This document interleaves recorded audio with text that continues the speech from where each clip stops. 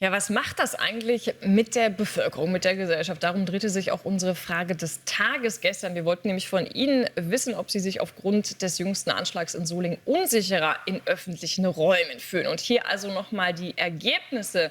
Ja, haben 58% der Befragten geantwortet. 34% sagen nein, ich fühle mich nicht unsicherer. Unentschieden äußerten sich 8%. Janina Mütze ist mit mir die Geschäftsführerin des Meinungsforschungsinstitutes CIVE. Janina, also wenn du auf diese Tat auch in Solingen schaut, wie kann man den Stellenwert in der Gesellschaft da überhaupt einschätzen? Also wie doll bewegt es die Menschen momentan? Naja, der Anschlag in Solingen, der trifft auf eine ohnehin sehr angespannte Gesellschaft. Wir sehen, dass das Thema Migration seit dem Jahr 2023 wieder enorm an Stellenwert in der Bevölkerung zugelegt hat. Migration und auch das Thema innere Sicherheit, was in den Köpfen vieler eben auch zusammen als ein Themenkomplex gesehen wird. Und ich denke auch gerade die Umfrage des Tages, dass sich eben knapp 6 von 10 jetzt eher unsicherer fühlen. Das ist nur so ein kurzes Spotlight, was aber zeigt, die Unsicherheit ist da und der Glaube, dass die Ampelregierung hier die notwendigen Schritte unternimmt, der ist eben nicht gesehen in der Bevölkerung. Naja, nun haben wir ja auch gerade am Sonntag die Wahlen in Sachsen und in Thüringen. Was glaubst du, auch wenn man auf die Umfragen jetzt schaut, inwiefern wird sich das noch mal auswirken? Ja, wir sehen, dass die AfD das Thema ja schon sehr lange für sich reklamiert und im Sinne vieler Menschen in Deutschland richtig besetzt. Also bei der Kompetenzfrage führt die AfD recht deutlich. Bei der Frage, wem traut man eigentlich am ehesten zu, das Thema Migration zu organisieren in Deutschland. Das ist ein Thema, was die AfD sehr stark für sich besetzen kann.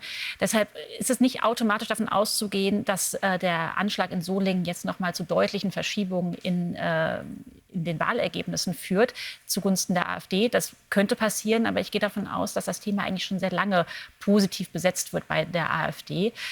Es kann auch zu Verschiebungen führen, beispielsweise bei der Union, bei der CDU, die sich jetzt ja auch sehr stark auf das Thema draufsetzt. Und wir sehen schon auch, dass die Union grundsätzlich in Deutschland hier eigentlich an zweiter Stelle steht, was die Kompetenz für eine gute Migrationspolitik im Sinne der deutschen Bevölkerung führt. Ist ja auch interessant eigentlich, dass die Bevölkerung der AfD da so viel Kompetenzen zuschreibt, die sich ja noch nie in der Praxis auch bewähren mussten. Ne? Nun ist es ja so, dass auch Außenministerin Annalena Baerbock im ostdeutschen Wahlkampf jetzt unterwegs war. Die Grünen haben da einen absolut schweren Stand. Das ist in allen den 3 Bundesländern so, wo jetzt gewählt wird. Nun hat sie noch mal davor gewarnt, dass also zukünftig dann nur noch CDU, AfD und BSW in den Parlamenten sitzen könnten. Also droht da wirklich eine Art Parteienlandschaftsverschiebung in den ostdeutschen Bundesländern? Das ist zumindest eine Gefahr, die jetzt in Sachsen durchaus real ist. Wir sehen, dass die Grüne, die SPD oder auch die Linke alle irgendwie rund um die 5%-Hürde in den Umfragen gesehen werden. Das heißt, AfD und CDU liefern sich ein Kopf-an-Kopf-Rennen mit knapp 30%, etwas über 30%. Es folgt das BSW und es findet ja gerade in Sachsen schon ein sehr taktischer Wahlkampf statt. Also Kretschmer versucht eben die Stimmen der Demokraten auf sich zu münzen. Die anderen Parteien werben dafür, dass man eben dann doch die Stimme bei der SPD oder den Grünen lässt, damit er noch jemanden zum Regieren hat.